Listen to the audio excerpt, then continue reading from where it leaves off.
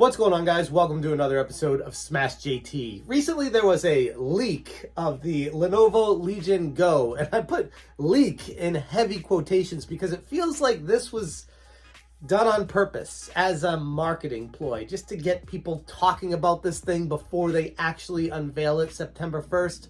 But we'll get into that in a little bit. This thing itself, though, does promise to be the latest and greatest in portable PC gaming tech that's going to compete directly against the Steam Deck, the Asus ROG Ally, and even the Nintendo Switch. Yeah, and I mean, I gotta be honest, looks pretty legit. JT. If you're new to the channel, hit that subscribe button and bell for notifications so you do not miss an upload. And also, yes, I do have an article up on smashjt.com right now that goes over all the specs and information and showing this video in detail, going over everything about this new Legion platform. And I say platform because it's not just the console itself. They also have these AR, VR glasses and headphones, and it feels like they're really diving full on into this world. And the leak rumor goes like this. As of September 1st, this will be unveiled during Europe's premier tech showcase being held in Berlin, September 1st through 5th. The star of the show promises to be Lenovo's latest entry into the gaming world, the Legion Go. The latest and greatest and most versatile mobile gaming you can get, and most powerful, expected to hit shelves October with a price tag of $799 USD. So for $800, we're looking at a pretty luxurious gaming experience. This is more than double a Nintendo Switch. I mean, you're getting to the point of 2.5 times the price of a Nintendo Switch and double the price of a Steam Deck and higher than an Asus ROG Ally. This is top tier, high level stuff for the elite gamers out there. It's not going to be the casual family gaming machine like the Nintendo Switches or anything like that.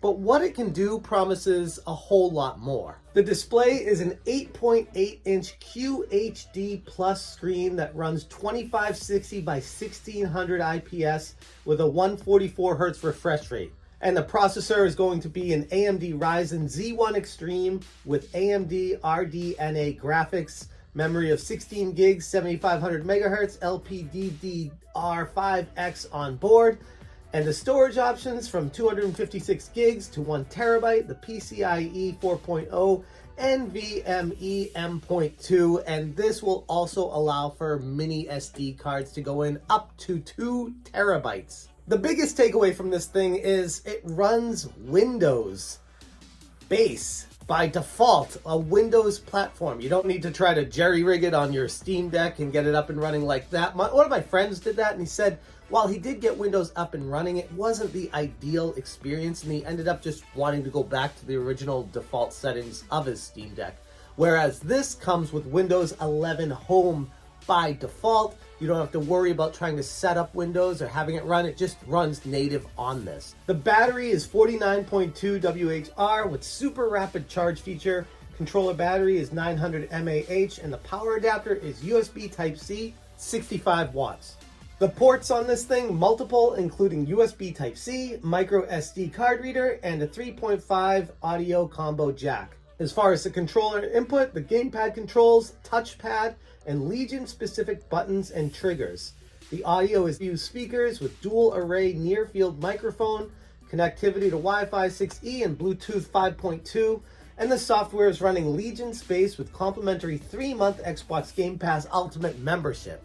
And as shown in this video here, Xbox Game Pass runs on this thing without having to add anything on it or setting anything up.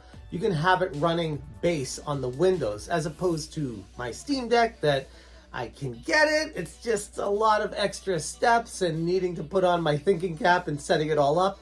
This is going to be a lot more straightforward. As far as the weight of this thing, it's just under 1.5 pounds without the controllers, and with the controllers, it's just over 1.5 pounds. So it's going to have a pretty decent weight to it, but nothing you can't handle. But Lenovo is not just stopping with that. They have additional accessories they're working on as well that they're announcing in conjunction with this Legion, and that is the Lenovo Legion glasses.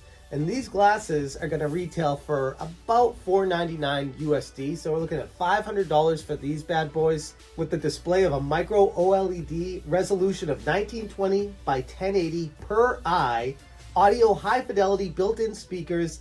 Device capability requires a USB-C with a DP alt mode. Cable length is 1.2, so it's about 4 feet. And inbox accessories include nose pad, a carrying case, prescription lens frame, and cleaning cloth.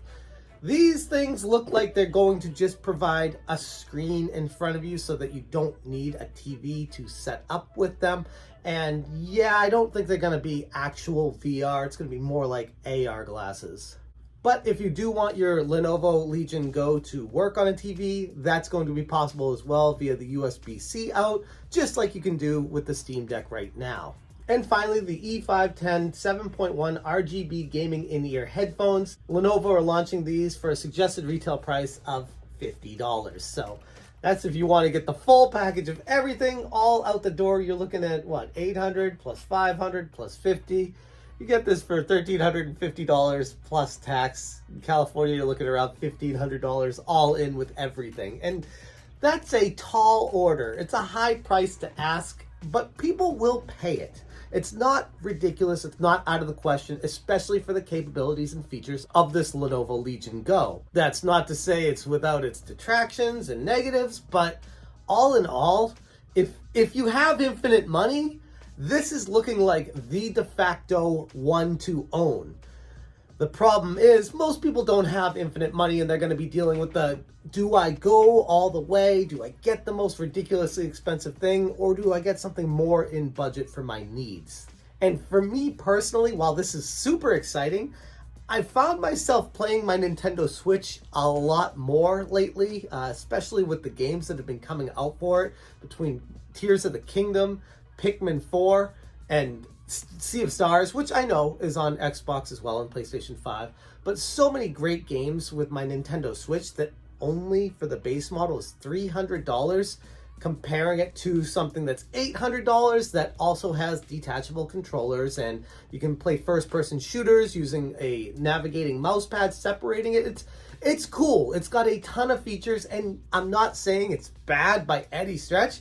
I'm just wondering the market for these. It's almost like testing an entirely new endeavor, similar to what Apple is doing with the Apple Vision Pro. I mean, the Apple Vision Pro is going to be costing $3,500 for what's promising to be elite technology for the highest of the highest quality people and gamers and tech experts out there. It's going to be the best you can get on the market. And it's looking similar like this for a comparable system to the Steam Deck and the Asus ROG Ally. The Lenovo Legion Go is going to be the next tier up of that. And while it looks great, I don't know about the market that they're testing with this and how far they're going to be able to go. And again, this $800 price point that I'm quoting is leaked for the lowest level of it, and it only goes up from there. So we're not even including tax or anything like this. So this thing is going to get pretty expensive pretty quickly. So yes, it's exciting. Yeah, it's really cool tech. And yeah, it's extremely expensive. So I'd be interested to hear what you guys think about this. If it's something you'd be interested in buying, or if the price is just a huge turnoff for you, or if you're somewhere in the middle and undecided, gonna wait for the reviews sake, let me know in the comments below. And also check out the smashjt.com article for the full specs and information on this thing. I'll put a link in the description below. I'm gonna leave it there. Thank you guys so much for watching. And as always, you stay smashing. Smash J.